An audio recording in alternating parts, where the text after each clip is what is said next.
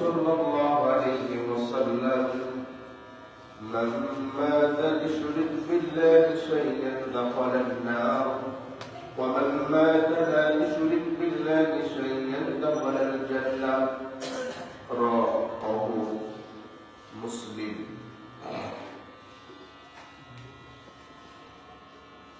যাবতীয় প্রশংসা যাবতীয় গুণগান একমাত্র আল্লাহ সুবহানাহু ওয়া তাআলার জন্য, যার অশেষ মেহেরবানিতে আমরা যথাসময় এই পবিত্র মসজিদে উপস্থিত হতে পেরেছি। যে মহান আল্লাহ সুবহানাহু ওয়া তাআলা যথাসময়ে পবিত্র মসজিদে উপস্থিত হওয়ার সুযোগ দান করলেন, শুকরিয়া জ্ঞাপন করছি। আমরা বলছি আলহামদুলিল্লাহ। রাসূলের প্রতি দুরূদ ও সালাম বর্ষিত হোক। আমরা বলছি সাল্লাল্লাহু আলাইহি ওয়াসাল্লাম। সম্মানিত উপস্থিতি, আজকের সংক্ষিপ্ত সময়ের আলোচনার বিষয় হচ্ছে হাক্কুল্লাহ ওয়া হাক্কুল ইবাদ, আল্লাহর হক ও বান্দার হক। এ সম্পর্কে এক গুরুত্বপূর্ণ সংক্ষিপ্ত আলোচনা পেশ করার চেষ্টা করব ইনশাআল্লাহুল আজিজ। ওমা তৌফিকি ইল্লা বিল্লাহ, আলাইহি তাওয়াক্কালতু ওয়া ইলাইহি উনীব। সম্মানিত উপস্থিতি, আজকের বক্তব্য প্রত্যেকটা মুসল্লির জন্য খুবই গুরুত্বপূর্ণ। যদি আপনি আমি বুঝে আমলে নিয়ে আসতে পারি। আজকের বক্তব্যের দুইটি বিষয় রয়েছে। একটি হলো হাক্কুল্লাহ, আল্লাহর হক। দুই নম্বরটি হচ্ছে হাক্কুল ইবাদ, বান্দার হক। দুইটি বিষয় লম্বা চওড়া। আমি দুইটি বিষয়ে কিছু কিছু কথা বলার চেষ্টা করব ইনশাআল্লাহ। সম্মানিত উপস্থিতি, পৃথিবীতে কিছু কিছু ইবাদত আছে, যে ইবাদতগুলো আল্লাহর সাথে জড়িত। আবার কিছু কিছু ইবাদত আছে যেগুলো বান্দার সাথে জড়িত। আল্লাহর সাথে যে সমস্ত ইবাদত গুলো আছে, এ সমস্ত ইবাদত গুলোর কিছু আল্লাহর কাছে ক্ষমা না চাইলেও ক্ষমা করতে পারে। আবার কিছু ইবাদত আছে, ওই ইবাদত আল্লাহর কাছে ক্ষমা না চাইলে আল্লাহ ক্ষমা করবেন না। আর বান্দার সাথে যেটা ইবাদত আছে, এই ইবাদত বান্দার কাছেই ক্ষমা চাইতে হবে, এটা আল্লাহ পাক ক্ষমা করবেন না।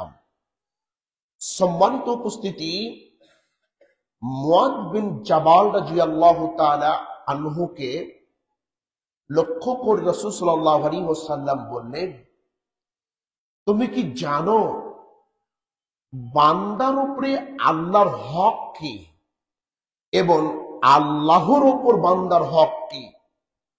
তখন সাহাবায়ে কেরাম বললেন, এ বিষয়ে আল্লাহ ও তার রাসূলই ভালো জানেন। তখন আল্লাহর নবী বললেন, বান্দার উপর আল্লাহর হক হলো, আল্লাহর অধিকার হলো, বান্দা একমাত্র আল্লাহর ইবাদত করবে, তার সাথে কোনো কিছু শরীক করবে না। বান্দা যখন আল্লাহর ইবাদত করবে, তার সাথে যখন কোনো কিছু শরীক করবে না, তখন আল্লাহর উপর বান্দার অধিকার হচ্ছে, তখন আল্লাহ সুবহানাহু ওয়া তাআলা বান্দাকে আর শাস্তি দিবেন না। সম্মানিত উপস্থিতি, এই হাদিসটির মধ্যে দুইটা জিনিস। এক, আল্লাহর ইবাদত করতে হবে। দুই, শরীক করা যাবে না, শিরক করা যাবে না। ইবাদত গুলোর মধ্যে আমি কয়েকটি ইবাদতের কথা বলবো ইনশাআল্লাহ, যেহেতু আজকে বক্তব্য হচ্ছে লম্বা চওড়া, সম্মানিত উপস্থিতি, এবাদতের মধ্যে সবচেয়ে অন্যতম এবাদত হচ্ছে আল্লাহর প্রতি ঈমান আনয়ন করা। আল্লাহর প্রতি ঈমান আনয়ন করা। যেদিন আপনি বলেছেন লা ইলাহা, অর্থাৎ কোনো মাবুদ নেই, লা ইলাহা কোনো মাবুদ নেই, অর্থাৎ যত মাজার পূজা রয়েছে, যত পীর পূজা রয়েছে, যত তাবিজ পূজা রয়েছে, যত স্থানের পূজা করা হয়, যত জায়গার পূজা করা হয়, যত মন্দিরের পূজা করা হয়, যত মূর্তির পূজা করা হয়, সবকে মাটির সাথে পায়ে একেবারে পিষে দিয়ে একবারে লা ইলাহা, কোনো মাবুদ নেই ইল্লাল্লাহ, একমাত্র আল্লাহ ছাড়া, অর্থাৎ আল্লাহ যতগুলো ইবাদত পাওয়ার অধিকার রাখে তখন একমাত্র আল্লাহ ইবাদত করতে হবে। ঈমান সর্বপ্রথম আল্লাহর অধিকারের মধ্যে অন্যতম হচ্ছে ঈমান আনয়ন করা। ঈমানের আনয়ন করার পরে ঈমানের উপরে অটল থাকা। আল্লাহ সুবহানাহু ওয়া তাআলা পবিত্র কোরআনুল কারীমের মধ্যে বলেন, ইন্নাল্লাযীনা ক্বালু রাব্বুনাল্লাহ, যে সমস্ত ব্যক্তিরা বলেন আমাদের রব একমাত্র আল্লাহ তাআলা, সুম্মাস্তাকামু, যতই ঝড় আসুক, যতই বিপদ আসুক, যতই মুসিবত আসুক, এই এক আল্লাহর ওপর অটল থাকে, এক আল্লাহর ওপর দৃঢ় বিশ্বাস রেখে থাকে। আল্লাহ বলছেন তানাজ্জালুল মালাইকা, তাদের উপর ফেরেশতা অবতীর্ণ হতে থাকে। আল্লাহ তাখাফু ওয়া লা তাহজানু, তাদের কোনো চিন্তা নেই, তাদের কোনো ভয় নেই। ওয়া আবশিরু বিল জান্নাতিল্লাতী কুনতুম তুআদুন, তারা যেন জান্নাতের সুসংবাদ গ্রহণ করেন। সম্মানিত উপস্থিতি, ঈমান আনয়ন করার পরে তার উপর অটল থাকতে পারলে জান্নাতে স্থান হয়ে যাবে। ইবাদতের মধ্যে আরো অন্যতম একটি ইবাদত হচ্ছে একমাত্র আল্লাহকে ভয় করা। সম্মানিত উপস্থিতি, আল্লাহ সুবহানাহু ওয়া তাআলা পবিত্র কোরআনুল কারীমের মধ্যে বলেন, ওয়ামান ইয়াত্তাকিল্লাহা ইয়াজআল লাহু মাখরাজা, যে ব্যক্তি একমাত্র আল্লাহকে ভয় করবে, যে ব্যক্তি একমাত্র আল্লাহকে ভয় করবে, আল্লাহ সুবহানাহু ওয়া তাআলা তার একটি বের হওয়ার রাস্তা বের করে দিবেন। যতই জটিল হোক না কেন, যতই ভয়ঙ্কর রাস্তা হোক না কেন, সাহায্যকারী কেউ থাকুক বা না থাকুক, যদি আল্লাহকে ভয় করে চলতে পারে, আল্লাহ সুবহানাহু ওয়া তাআলা তার বের হওয়ার একটি রাস্তা বের করে দিবেন। ওয়ায়ারযুকুহু মিন হাইসু লা ইয়াহতাসিব, এবং তার চিন্তা, তার পরিকল্পনাহীন জায়গা থেকে আল্লাহ রাব্বুল আলামিন তাকে রিজিক দান করবেন। ভালো কিছু শুনলে সুবহানাল্লাহ বলবেন, ভালো কিছু দেখলে সুবহানাল্লাহ বলবেন, আলহামদুলিল্লাহ বলবেন। সুবহানাল্লাহ বলে নেকি হয়। সুবহানাল্লাহ বলে কত নেকি হয় এটা জানতে হবে আগে। যদি জানতে পারি তাহলে সুবহানাল্লাহ বলতে আর কোনো কষ্ট হবে না। সহিহ মুসলিমের বর্ণনা, রাসূল সাল্লাল্লাহু আলাইহি ওয়াসাল্লাম বলেন, সুবহানাল্লাহি ওয়ালহামদুলিল্লাহি তামলান আও তামলাউ মা বাইনাস সামাওয়াতি ওয়াল আরদ। কোন মানুষ যদি আল্লাহকে খুশি করার জন্য, কোন মানুষ যদি আল্লাহকে খুশি করার জন্য একবার আলহামদুলিল্লাহ বলতে পারে অথবা সুবহানাল্লাহ বলতে পারে, এই আলহামদুলিল্লাহ বলার কারণে, এই সুবহানাল্লাহ বলার কারণে আসমান এবং জমিনের মধ্যে সমস্ত ফাঁকা জায়গাগুলো আল্লাহ পাক নেকি দিয়ে পরিপূর্ণ করে দেন। এজন্য ভালো কিছু দেখে সো নাইস, এক্সেলেন্ট, বিউটিফুল, এগুলো থেকে আপনি সুবহানাল্লাহ বলেন, আল্লাহর ইবাদত হবে, আল্লাহ খুশি হবে।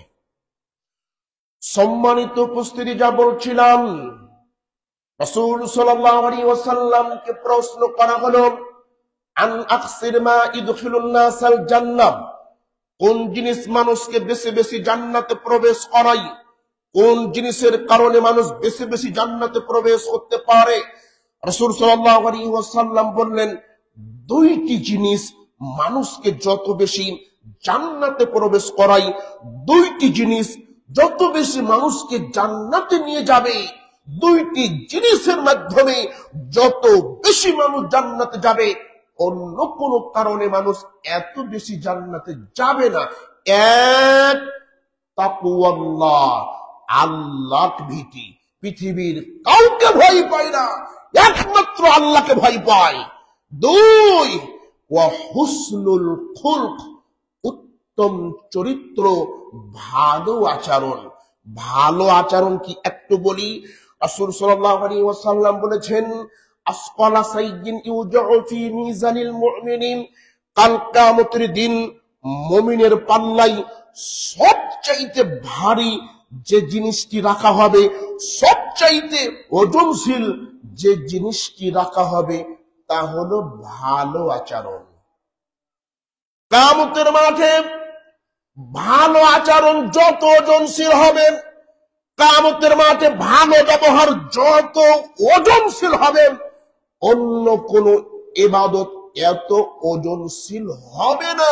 আল্লাহর নবী বললেন, দুইটি জিনিস মানুষকে জান্নাতে নিয়ে যাবে। এক, আল্লাহ ভীতি। দুই, হুসনুল খুল, উত্তম চরিত্র। আবার আল্লাহর নবীকে প্রশ্ন করা হলো, আন আকসির মা ইদখালান নাসান নার, কোন জিনিস মানুষকে বেশি বেশি জাহান্নামে নিয়ে যাবে, কোন জিনিসের কারণে মানুষ বেশি বেশি জাহান্নামে যাবে। রাসূল সাল্লাল্লাহু আলাইহি ওয়াসাল্লাম বললেন, দুইটি জিনিস মানুষকে যত বেশি জাহান্নামে নিয়ে যাবে, দুইটি জিনিস যত বেশি মানুষকে জাহান্নামে নিয়ে যাবে, অন্য কোন জিনিস মানুষকে এত বেশি জাহান্নামে নিয়ে যাবে না।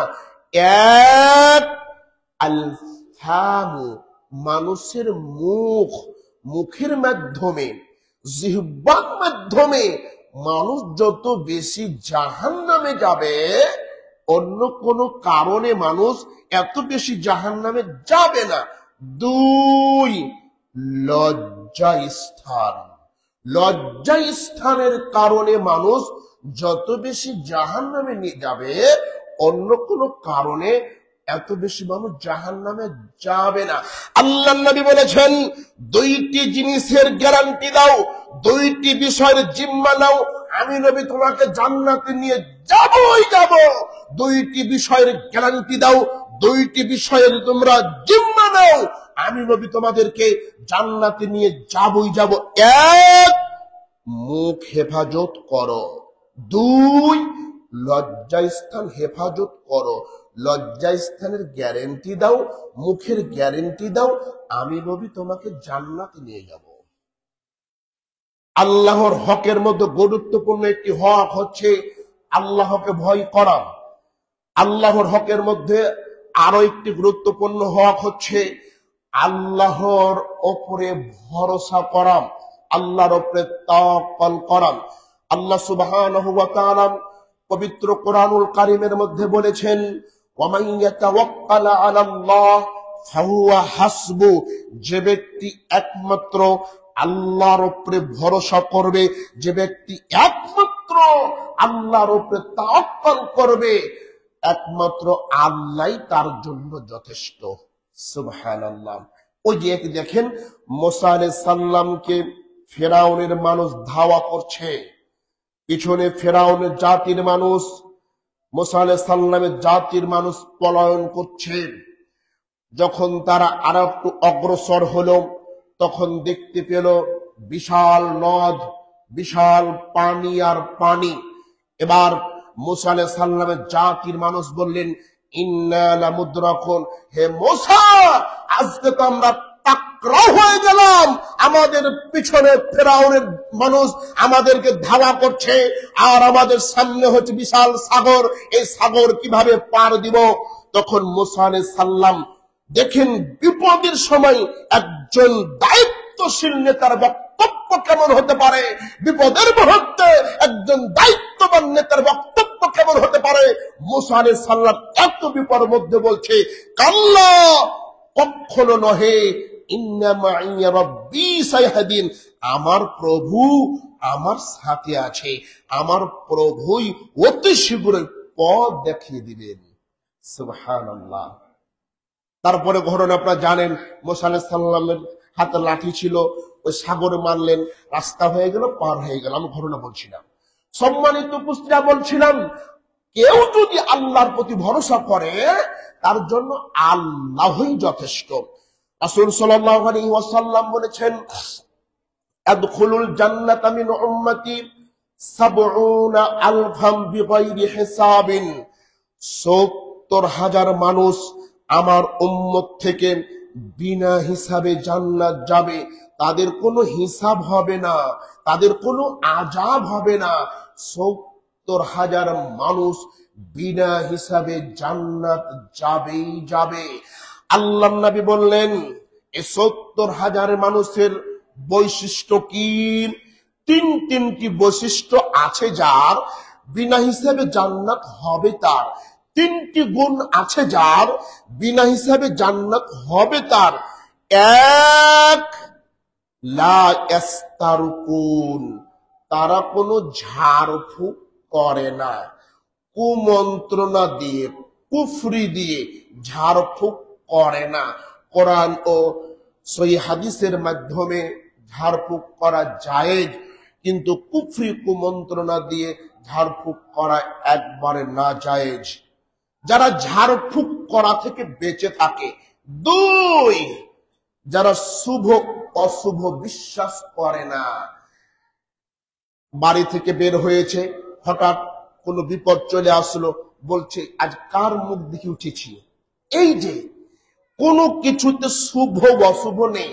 ডিম খেয়ে পরীক্ষা দিতে যেও না, ডিম খেয়ে পরীক্ষা দিলে পরীক্ষা গোল্লা পাবা। যারা এরকম কুসংস্কারে বিশ্বাস করে না। তিন, ওয়ালা রাব্বিহিম ইয়াতাওয়াক্কালুন, একমাত্র আল্লাহর উপর ভরসা করে। তিনটি গুণ আছে যার, বিনা হিসাবে জান্নাত হবে তার। এক, ঝাড়ফুঁক করে না। দুই, অশুভ বিশ্বাস করে না। তিন, আল্লাহর উপরে ভরসা করে। উমর বিন খাত্তাব রাদিয়াল্লাহু তাআলা আনহু হতে বর্ণিত, তিনি বলেন, রাসূল সাল্লাল্লাহু আলাইহি ওয়াসাল্লাম বলেছেন, লাউ আন্নাকুম কুনতুম তাওয়াক্কালুনা হাক্কা তাওয়াক্কুলিহি, তোমরা যদি আল্লাহর উপর পরিপূর্ণভাবে ভরসা করতে, তোমরা যদি আল্লাহর উপর পরিপূর্ণভাবে আস্থা রাখতে, ইরযাকু কামা ইরযাকুত তায়রু, আল্লাহ তোমাদেরকে তাহলে ঠিক ওইভাবে রিজিক দান করতেন, ঠিক ওইভাবেই তোমাদেরকে রিজিক দান করতেন যেভাবে পাখিদেরকে রিজিক দান করে। তাদু খেমাসন অতরুহু বেতানান, পাখিগুলো সকালবেলা খালি পেটে বাসা থেকে বের হয়ে যায়, আবার সন্ধ্যার সময় পেট পরিপূর্ণ করে বাসায় ফিরে আসে। সম্মানিত উপস্থিতি, একটা পাখি আল্লাহর উপরে ভরসা করে রিজিকের সন্ধানে চলে যায়, আর আপনার আমার ভরসা কমে গেছে। এই জন্য সুদি চাকরি করি, এজন্য সুদ খাই, এজন্য ঘুষ খাই, এজন্য এনজিওতে চাকরি করি, এজন্য সুদি ব্যাংকে চাকরি করি। আল্লাহর উপরে ভরসা কমে গেছে, এই জন্য আপনি সুদ ছাড়া, ঘুষ ছাড়া, আত্মসাৎ ছাড়া আপনি চলতেই পারেন না। আল্লাহর হকের মধ্যে অন্যতম একটি হক হচ্ছে একমাত্র আল্লাহর উপরে ভরসা করতে হবে। সম্মানিত উপস্থিতি, আল্লাহর হকের মধ্যে আরো একটি গুরুত্বপূর্ণ হক হচ্ছে 5 ওয়াক্ত সালাত আদায় করতে হবে। সম্মানিত উপস্থিতি, রাসূল সাল্লাল্লাহু আলাইহি ওয়াসাল্লাম বলেছেন, আউয়ালু মা ইউহাসাবু বিহিল আবদু ইয়াউমাল কিয়ামাতিস সালাত, কিয়ামতের দিন সর্বপ্রথম সালাতের হিসাব না হবে, সর্বপ্রথম নামাজের হিসাব না হবে।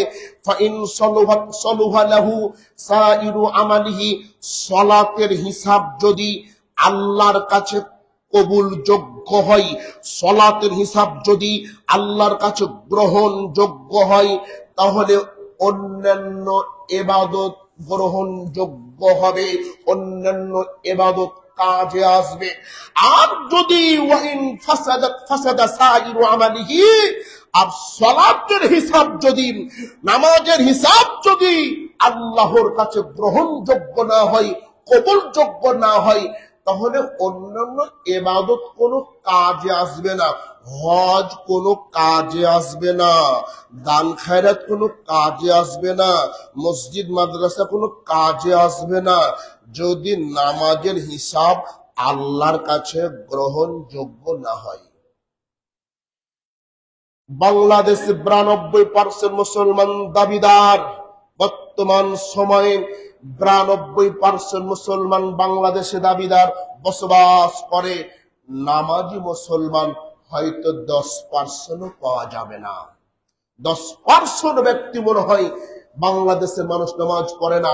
10% মুসলমান যদি 92% মুসলমান যদি বাংলাদেশে নামাজ পড়ত, ইসকনের মতন জঙ্গি সংগঠন, ইসকনের মতন জঙ্গি সংগঠন কখনো আমাদের মা বোনদের ধর্ষণ করতে পারত না। সম্মানিত উপস্থিতি, 92% মুসলমান যদি বাংলাদেশের নামাজ পড়ত, যে দেশে গায়ক গায়িকা আসতে পারে, যে দেশে নায়ক নায়িকা আসতে পারে ভিন দেশ থেকে, সে দেশে ডাক্তার জাকির নাইক কেন আসতে পারবে না?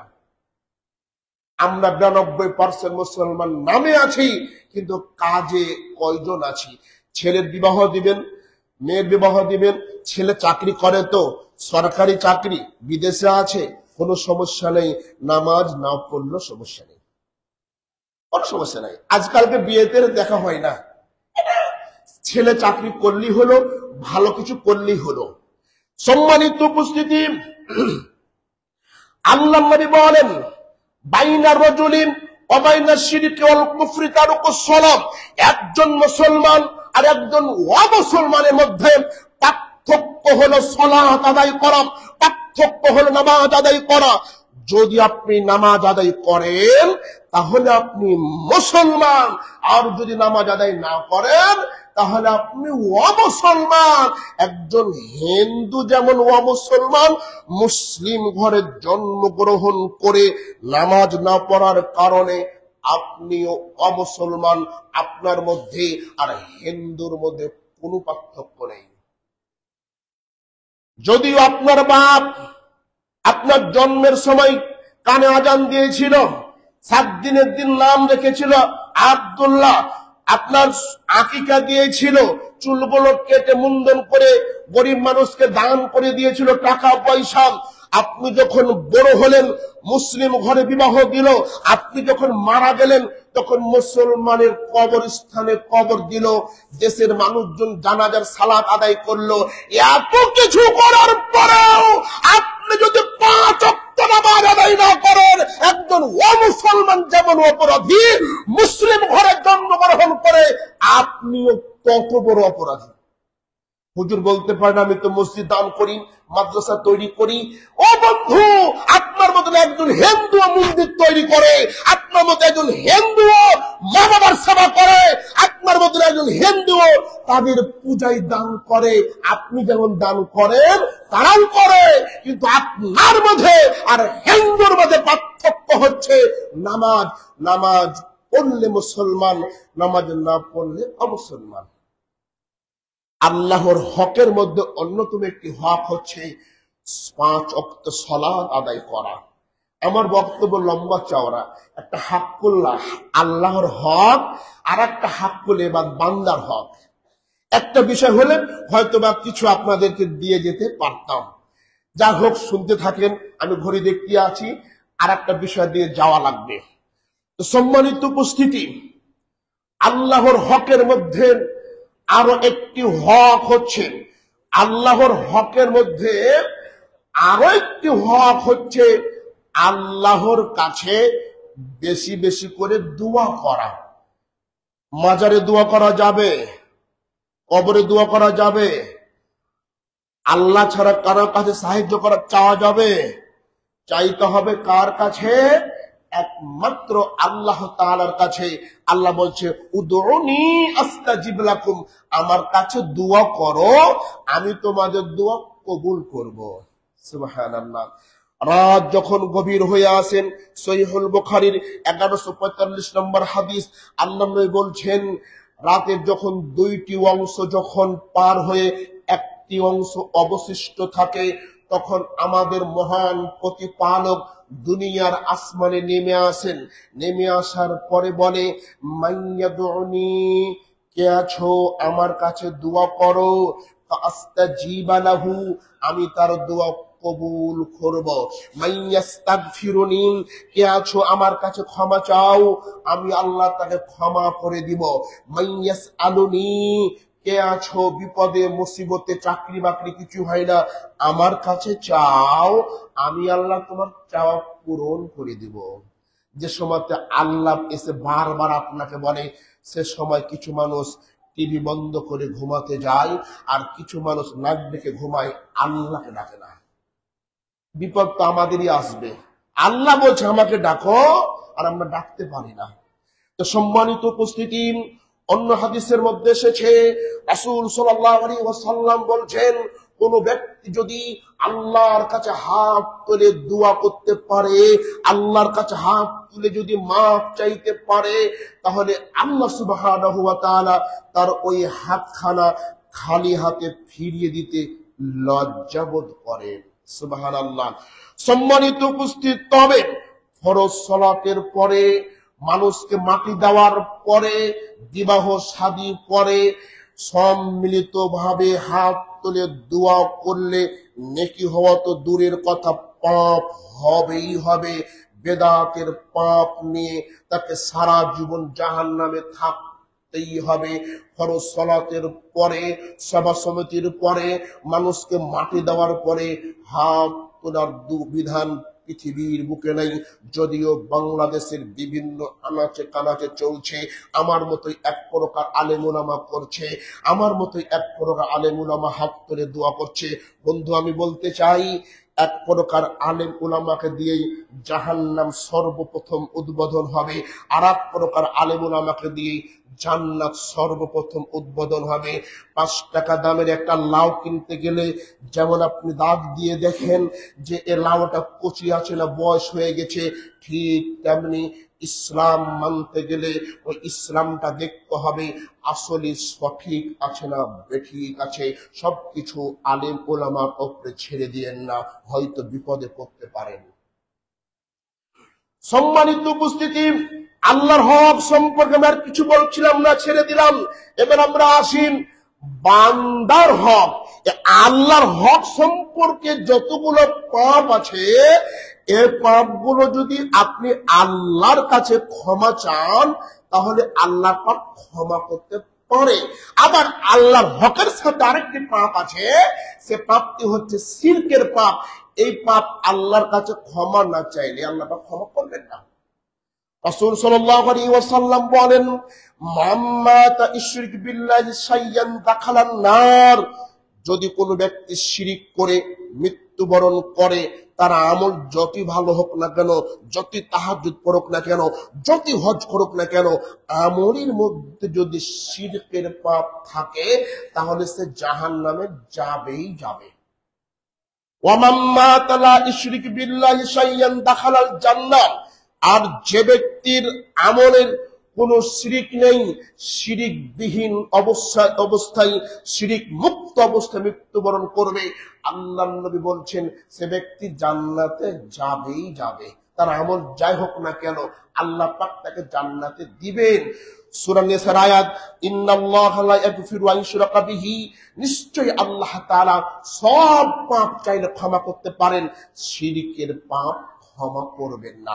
সূরা মায়েদার ৭২ নম্বর আয়াত, ইন্নাহু মান ইউশরিক বিল্লাহি ফাকাদ হারামাল্লাহু আলাইহিল জান্নাহ, নিশ্চয়ই আল্লাহ সুবহানাহু ওয়া তাআলা শিরককারীদের জন্য জান্নাতকে হারাম করে দিয়েছেন।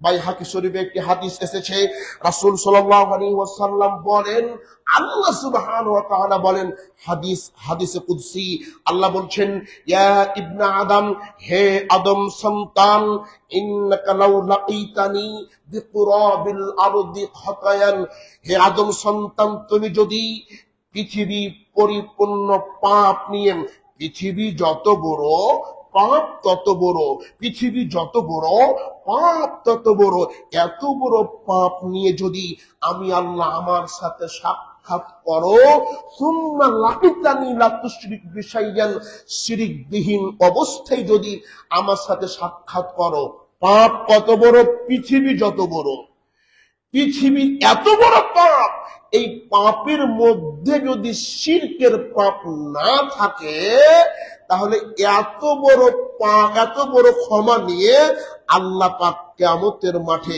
আদম সন্তানের সামনে উপস্থিত হয়ে যাবে। সুবহানাল্লাহ, এত বড় পাপ আল্লাহ পাক ক্ষমা করবেন যদি শিরকের পাপ না থাকে। বন্ধুগণ আমার, ছেলেকে অসুস্থ হয়েছে, ডাক্তার দেখান, ছেলেকে অসুস্থ হয়েছে, সহিভাবে ঝাড়ফুঁক করান, ছেলেকে জিনে ধরেছে, ছেলেকে পেতনিতে ধরেছে, ছেলেকে তাবিজ দিয়ে শিরিক করে নিজ জাহান্নামে যেন না। ছেলের গায়ে তাবিজ ঝুলালে আল্লাহকে অপমান করা হয়।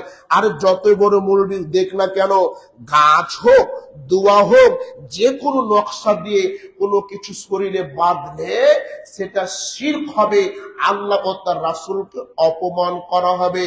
যমজ কলা খেয়েও না, যমজ সন্তান হবে। ডিম খেয়ে পরীক্ষা দিতে যেও না, পরীক্ষা গোল্লা পাবা। রবিবারের দিন বাস কেটো না, সকালে বাকি দেওয়া যাবে না, আরে মাগরিবের পরে বাকি দেওয়া যাবে না। এই যে কুলক্ষণ গুলো ছেড়ে দিতে হবে।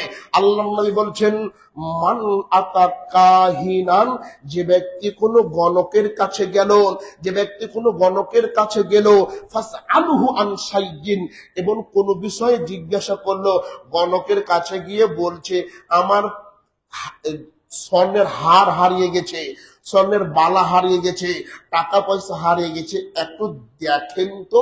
আল্লাহ নবী বলছে, খালি এভাবে প্রশ্ন করেছে, লাম তুকবাল্লাহু সালাতুন 40 লাইলা, ওই ব্যক্তির 40 দিন সালাত কবুল হবে না।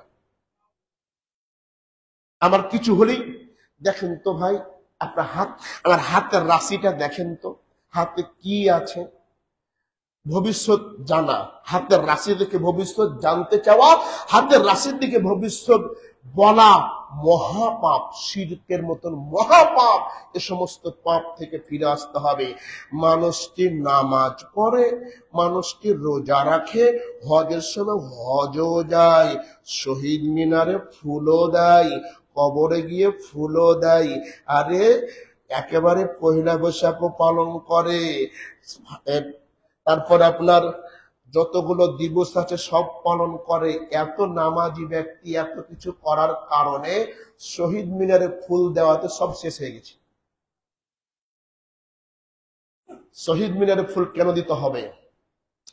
মৃত্যুবার্ষিকী কেন পালন করতে হবে? জন্মবার্ষিকী কেন পালন করতে হবে? পহিলা বৈশাখ কেন পালন করতে হবে?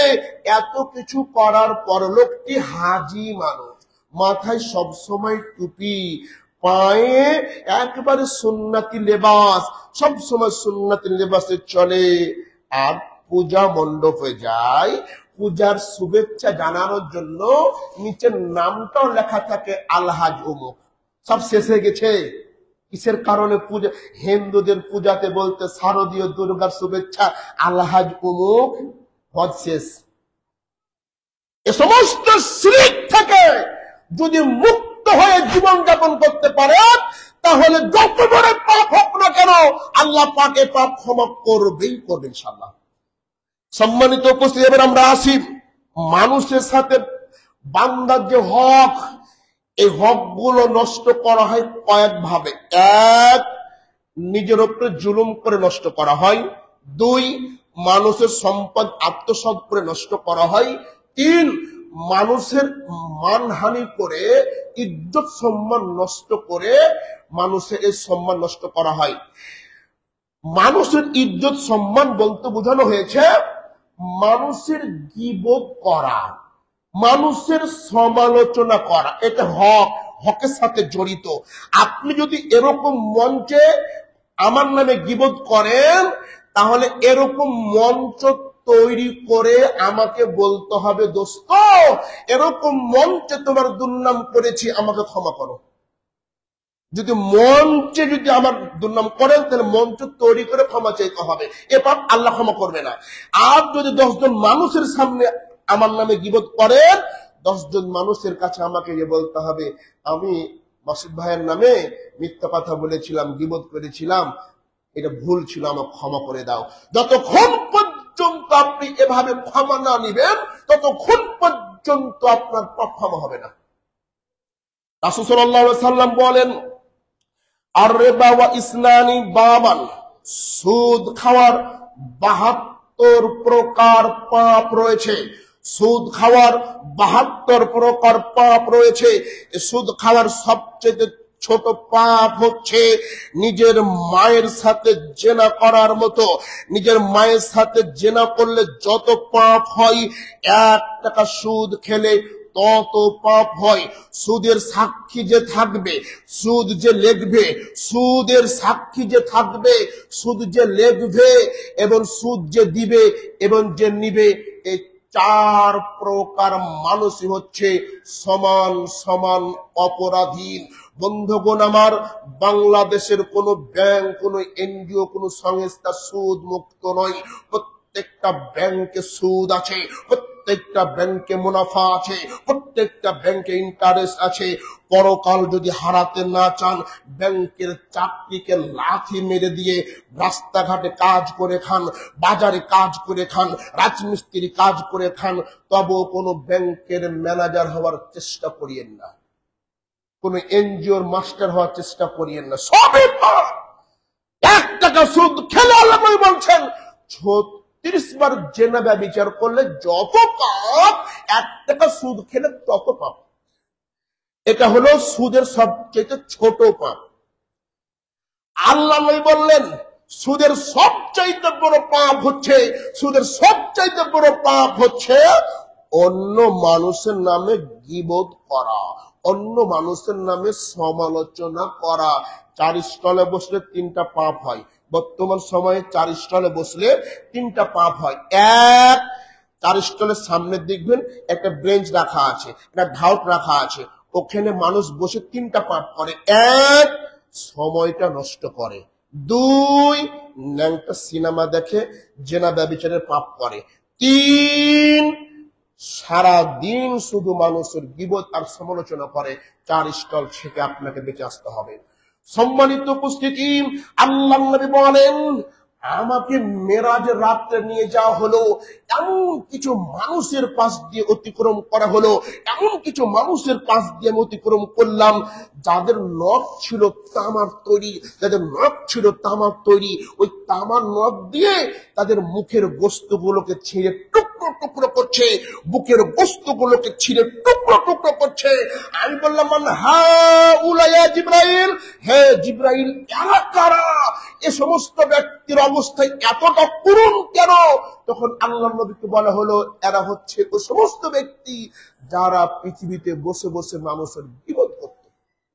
গীবতই একটা পাপ যা পৃথিবীর সবাই করে। গীবতই একটা পাপ যা পৃথিবীর সবাই করে, কেউ ছাড়ে না। হাজি করে, মুন্সি করে, মৌলবি করে, হুজুর করে, সবাই করে। দুদিন এক জায়গাতে হোলি শুরু হয়ে গেল। এজন্য আল্লাহ নবী বলছেন, মুখটা কন্ট্রোল করো, আমি নবী তোমাকে জান্নাত নিয়ে যাব। সুবহানাল্লাহ। সম্মানিত উপস্থিতি, আল্লাহ নবী বলেন, মান আখাযা শিবরান মিনাল আরদি জুলমান, কতক্ষণ চলবে? মান আখাযা শিবরান মিনাল আরদি জুলমান, যে ব্যক্তি পৃথিবীতে কারো অন্যায়ভাবে অর্ধ হাত জমিন আত্মসাৎ করবে। কতখানি জমিন আত্মসাৎ করবে? অর্ধ হাত। কাল কিয়ামতের মাঠে তার গলায় 7 তবক জমিন ঝুলিয়ে দেওয়া হবে। আল্লাহর নবী বলছেন, ও আল্লাহটা বলছেন, অধিকাংশ মানুষ জাহান্নামে যাবেই যাবে, অধিকাংশ মানুষ জাহান্নামে যাবেই যাবে। কি কারণে? 1, লাহুম কুলুবুল্লাহ, অন্তর ছিল বুঝেনি। 2, চোখ ছিল ভালো দেখেনি। 3, কান ছিল ভালো শুনেনি। এ কথা বলার পরেই আল্লাহ বলছেন উলাইকা কাল আনআম, এরা হচ্ছে পশুর মতো, এরা হচ্ছে পশুর মতো। এখনো পশু বলছে না, কারণ মানুষ হতে পারে, কিন্তু পশু কখনো মানুষ হতে পারে না। আল্লাহ বলছে উলাইকা কাল আনআম, এরা হচ্ছে পশুর মতো। তারপরে বলছে বালহুম আদল, এরা পশুর চাইতে নিকৃষ্ট। পশুর চেতে নিকৃষ্ট কে জানেন? আপনারই বাপ। পশুর চেতে নিকৃষ্ট আপনারই চাচা। কেন? আপনার বাপ মারা গেছে আজ থেকে 15 বছর আগে, আপনার দাদা মারা গেছে আজ থেকে 15 বছর আগে। আজ পর্যন্ত আপনার বাপ আপনার ফুফুকে জমি বুঝিয়ে দেয়নি। এই তো পশুর চেয়ে খারাপ, এই তো পশুর চেয়ে নিকৃষ্ট। আপনি আমার ব্যবহার, একটা জমি 5 বার বিক্রি করে, বলেন তো মানুষ? এত কি মানুষ বলা যায়? একটা জমি মানুষ 5 জন মানুষের কাছে বিক্রি করা হয়। এত যদি মানুষ বলন করেন, তাহলে অমানুষ কে আবার? সম্মানিত উপস্থিতি, এই জন্য মানুষের হক যদি মেরে খেয়ে থাকেন, তাহলে কিয়ামতের মাঠে কি হবে? যে সময় শেষ হয়ে গেছে, কিয়ামতের মাঠে আল্লাহ বলছে ইন্নাল মুফলিসা মিন উম্মতি। হাদিস অনুবাদ করবো কি? অনুবাদ করবো হাদিসের? মন খারাপ করবেন না তো? ইনশাআল্লাহ শেষ করে দিচ্ছি। ইন্নাল মুফলিসা মিন উম্মতি, আল্লাহ নবী বলছেন তোমরা কি জানো আমার উম্মতের মধ্যে সবচেয়ে গরিব কে, সবচেয়ে একেবারে দুস্থ কে?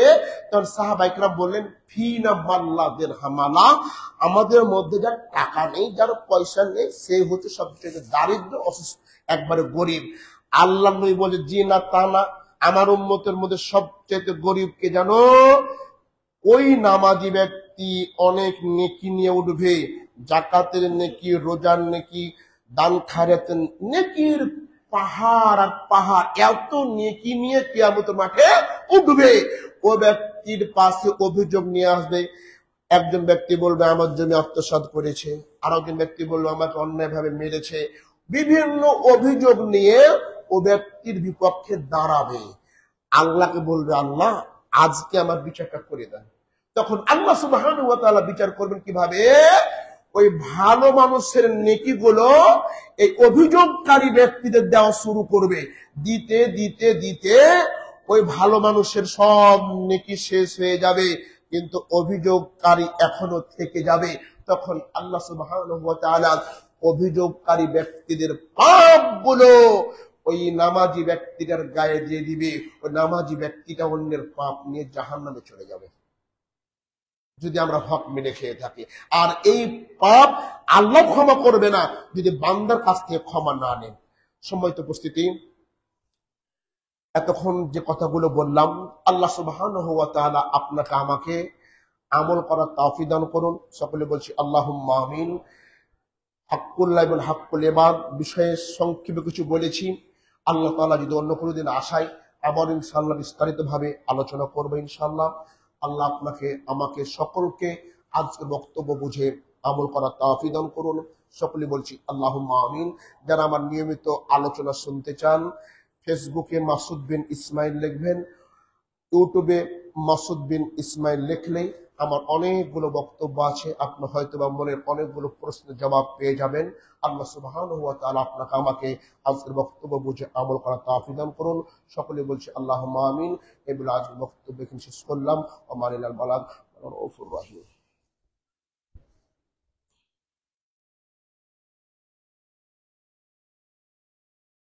ইন্নাল হামদালিল্লাহি ওয়াহদাহু ওয়াসসালাতু ওয়াসসালামু আলা মান লা নাবিয়্যা বা'দাহু, আম্মা বা'দ। أعوذ بالله من الشيطان الرجيم. بسم الله الرحمن الرحيم. إن الله وملائكته يصلون على النبي يا أيها الذين آمنوا صلوا عليه وسلموا تسليما. اللهم صل على محمد وعلى آل محمد كما صليت على إبراهيم وعلى آل إبراهيم إنك حميد مجيد. اللهم بارك على محمد وعلى آل محمد কামা বারাকতা আলা ইব্রাহিম ওয়া আলা আলি ইব্রাহিম ইন্নাকা হামিদুম মাজিদ। আয় আল্লাহ তাআলা, আমরা এখানে যারা উপস্থিত রয়েছি, আল্লাহ আমাদের অনেকের বাবা মা পৃথিবীতে বেঁচে নাই। আল্লাহ যে সমস্ত ব্যক্তির বাবা মা দুনিয়াতে বেঁচে নাই, আল্লাহ সমস্ত কবরটুকু তুমি জান্নাতের টুকরা বানিয়ে দাও। আল্লাহ এখানে যারা আমরা উপস্থিত রয়েছে অনেকেরই অনেক বিপদ মুসিবত রয়েছে। আল্লাহ তুমি সবার মুসিবত গুলোকে দূর করে দাও।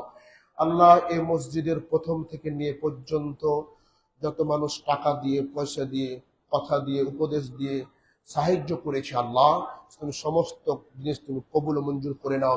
বিশেষ করে আমাদের ডাক্তার সাহেব আইনাল হক সাহেব যে এত সুন্দরভাবে একটা মসজিদ তৈরি করছেন, আল্লাহ সুবহানাহু ওয়া তাআলা এই মসজিদে ওসিলায় যেন তিনার সমস্ত গুনাহগুলো ক্ষমা করে দেন, এবং ওনার বাবা মা যদি কবরে কোনো কষ্টে পড়ে থাকে, আল্লাহ তুমি তার কবরটুকু তুমি জান্নাতের টুকরা বানিয়ে দাও।